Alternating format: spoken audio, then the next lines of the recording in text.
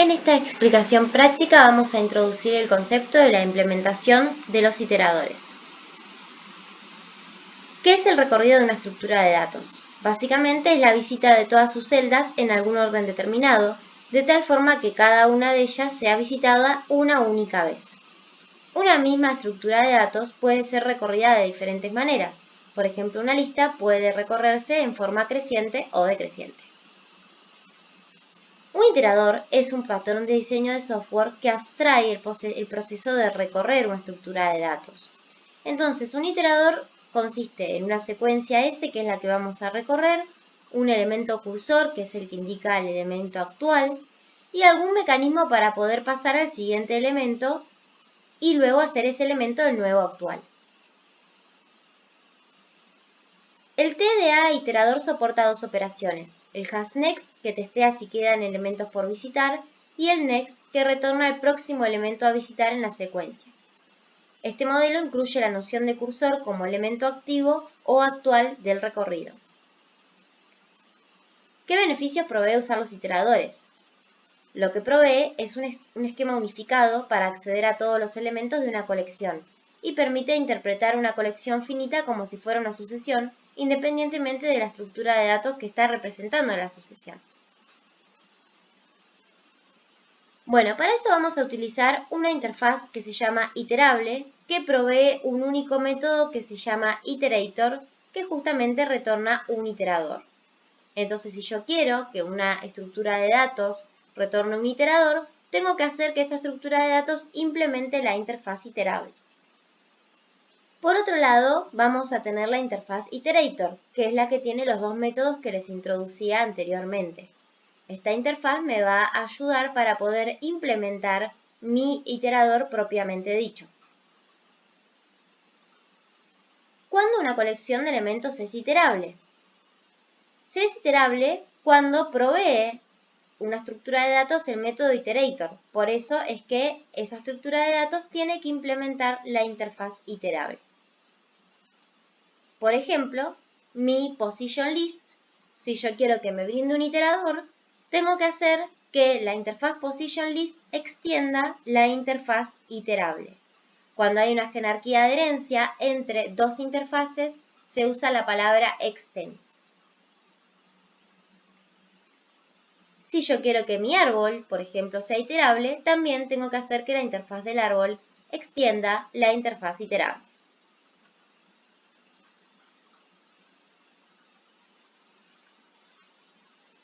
Bien, ¿cómo se implementa un iterador? Tenemos dos estrategias. Una estrategia es crear una estructura de datos auxiliar para alojar los elementos de la colección y otra es operar directamente sobre la colección. El orden en el que se recorran los elementos de la colección queda a criterio del programador. Generalmente es un orden secuencial desde el primer elemento hacia el último. Bueno, para implementar un iterador yo tengo que tener mi clase iterador, que en este caso se llama clase elementIterator, que va a implementar la interfaz iterator. Eso va a obligar a que mi clase elementIterator implemente los métodos hasNext y next. Por otro lado, recuerden que yo voy a tener mi lista, por ejemplo, podría ser un árbol o cualquier otra estructura, que implemente la interfaz iterable. Eso va a obligar que la lista tenga que implementar el método iterator que retorne un iterador, que justamente lo vamos a programar en la clase elementIterator.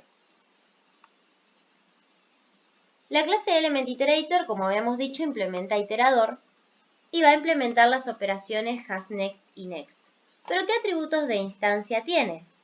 Bien, en este caso vamos a tener la lista, que es la que yo deseo recorrer, y el cursor que me va a mantener el elemento actual. La lista la recibo por parámetro en el constructor y la asigno al atributo de instancia.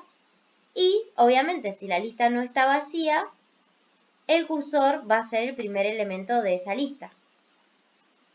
¿Sí? Fíjense que cursor es de tipo position, porque yo acá estoy siendo cliente de la lista. Estoy implementando un iterador para esa lista. En el caso de que la lista esté vacía, el cursor queda nulo. Bueno, les dejo las operaciones del hasNext y next y obviamente aquí faltan agregar los try catch correspondientes.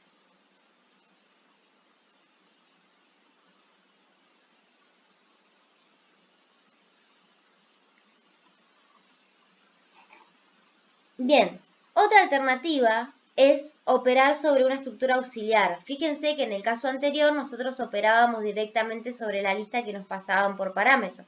En esta otra implementación del iterador, lo que yo tengo es otra estructura, en este caso una cola, y yo lo que voy a hacer es recibir la lista y pasar todo lo que tiene la lista a la cola, ¿sí? Son dos alternativas diferentes.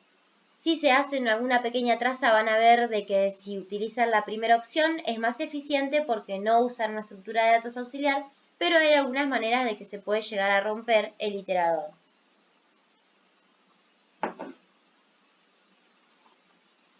Bien, ¿qué hago ahora en la clase lista una vez que tengo implementado mi clase ElementIterator? Bueno, yo como mi lista implementa PositionList y PositionList extiende iterable, tengo que agregar sí o sí el método iterator. Iterator retorna un iterador. Mi iterador yo lo programé en la clase ElementIterator. Por eso lo que voy a hacer es retornar un nuevo ElementIterator. Lo que le voy a pasar por parámetro es this, porque es esta lista la que yo quiero que se genere el iterador. Y lo retorno, ¿sí? Bien, el diagrama de clases completo quedaría de la siguiente manera. Yo tengo mi clase lista, que implementa la interfaz PositionList, que extiende la interfaz iterable, y por otro lado mi clase lista va a hacer uso de la clase ElementIterator, que va a implementar la interfaz iterator. Otra posibilidad es proveer para aquellos TDA que soportan el concepto de posición un método llamado positions, que retorna un objeto iterable conteniendo todas las posiciones asociadas a los elementos almacenados en la estructura de datos. Este iterador de posiciones es realmente útil. Entonces, en mi clase lista voy a tener un método que se llame positions, que me va a retornar algo que sea iterable y que adentro tenga las posiciones de la lista. ¿Qué es algo que sea iterable? Cualquier TDA que implemente la interfaz iterable, como por ejemplo otra lista. Entonces yo lo que puedo hacer es crearme una lista nueva P, obviamente de tipo PositionList, que adentro, en vez de guardar elementos, guarde posiciones. ¿Sí? Entonces lo que voy a hacer es, si mi lista no está vacía, pido el primer elemento y mientras no llega al último, lo agrego a P. ¿Sí? Pero agrego a P la posición, no el elemento. Fíjense que first me devuelve una posición y luego es esa posición la que yo agrego a la lista. De esta forma, yo traslado todos los elementos de mi lista como posiciones a mi lista P. ¿Sí? Y luego retorno P, como P es una position list y la position list es iterable, hay compatibilidad de tipos. Obviamente acá faltan agregar los try-catch correspondientes y lo que me interesaría mucho es que piensen una alternativa para implementar este método sin usar first, sin usar isEmpty, sin usar last, ¿sí? Si yo estoy dentro del TDA, no tengo la necesidad de usar otras operaciones del TDA, ¿sí? Por ejemplo, para no usar isEmpty, puedo usar size igual 0. Para no usar first, puedo usar head, ¿sí? Bueno, eso es lo que les dejo de tarea para que vean cómo implementar este método sin hacer uso de otros métodos del TDA. Desde una clase cliente, ¿cómo puedo usar los iteradores? Por ejemplo, si yo quiero recorrer una lista de strings e imprimir su contenido por pantalla. Yo tengo la lista L de caracteres. Entonces lo que hago es a esa lista L pedirle su iterador, ¿sí? Que va a ser de caracteres. Y digo, mientras el iterador tenga siguiente elemento, imprimo el elemento next por pantalla. ¿Cómo se utilizan for each en Java? Ahora vamos a resolver el mismo problema utilizando la sentencia for each.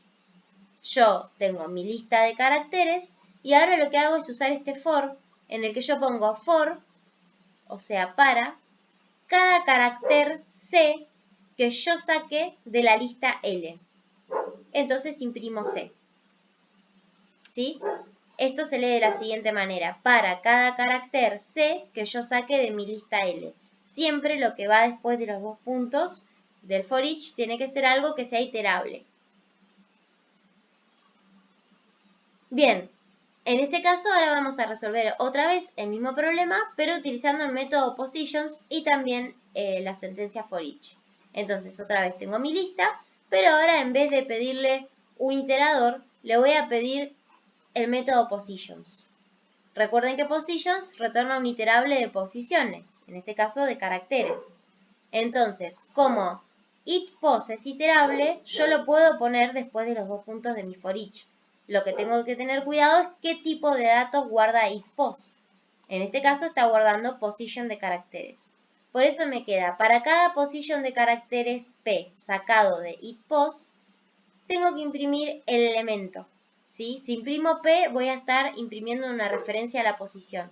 Si quiero imprimir el elemento, tengo que pedirle .element. Justamente les recuerdo que lo que va después de los dos puntos debe ser algo iterable.